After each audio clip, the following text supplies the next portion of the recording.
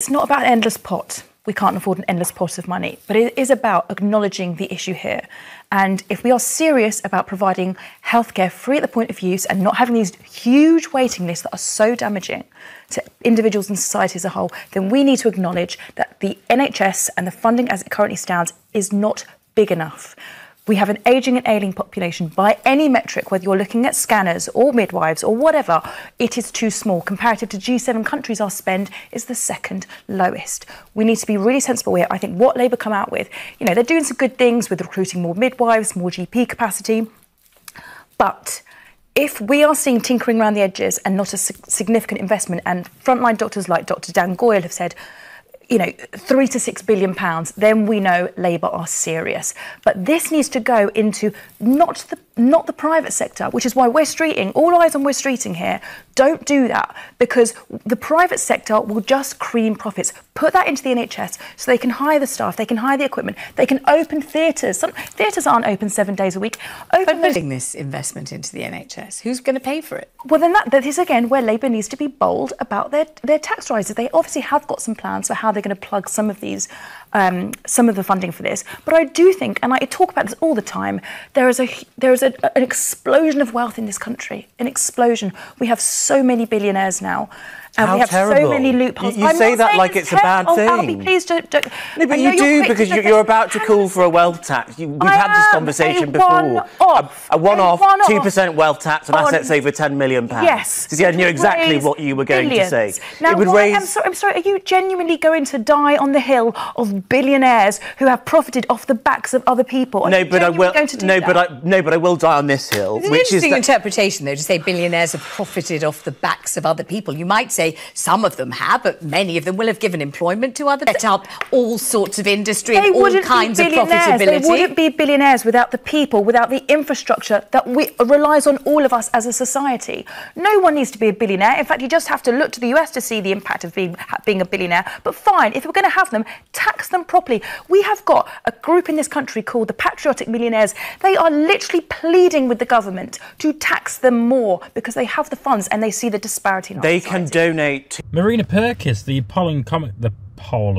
political commentator and podcaster, delivered a passionate argument on the necessity of taxing billionaires, which I completely agree with, particularly when it comes to funding public services that we all love, like the NHS. As the budget approaches today, she emphasised the importance of directing financial responsibility toward those with the wealth to shoulder it, rather than continually squeezing ordinary citizens. Purkiss pointed out to Patriotic Millionaires, a group advocating for higher taxes on the ultra-wealthy, showing that there are those who recognise the moral and societal imperative for fair contributions from those who can most afford it. This stance, however, of course, was met with immediate pushback from her Conservative counterpart, who maintained that billionaires' wealth contributes positively to society by creating jobs and opportunities. The debate quickly spotlighted a fundamental ideological divide. Purkiss argued that the billionaire wealth stems from a system that often enables and perpetuates inequality. She contended that whilst millionaires may employ people, they benefit significantly from the infrastructure and resources built and funded by society, schools, roads, healthcare, and social safety nets. This infrastructure, she argued, forms a foundation that the ultra-wealthy rely on just as much, if not more, than anybody else. Purkiss highlighted that billionaires by nature do not exist in societies with greater income equality because a truly balanced economic system doesn't produce such concentrated wealth at one end of the spectrum while others struggle. Her Conservative guest countered, suggesting billionaires should be seen as a positive force in the economy, and dismissed calls for a wealth tax, saying that they should simply choose to donate directly to the government or not at all. Purkiss rightly pointed out that personal donations do not solve the systemic issues at hand. True reform requires revisiting the tax system itself to ensure it benefits the public.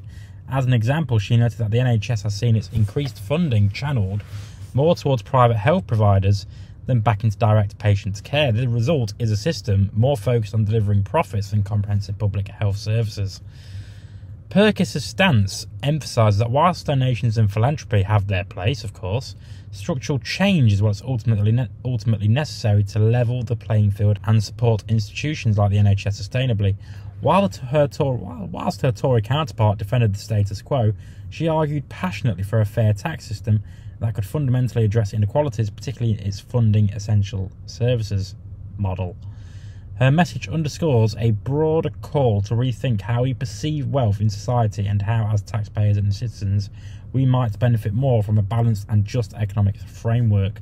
But it is clear that, as Purkiss pointed out, maintaining the status quo only serves those already at the top. Whilst public services and working families are left to bear the brunt of economic strain, this debate reflects a growing public sentiment toward real accountability, and fairness in the tax system, something increasingly hard to ignore as budget discussions unfold. But let me know what you think in the comments. I've been Jake from Just Jake. As always, subscribe to the channel and I'll see you next time.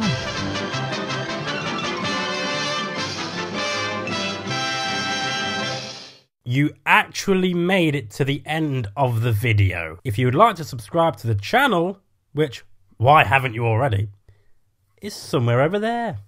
And also, if you want to watch more videos, also check out over there. I've been Jake from Just Jake. See you later.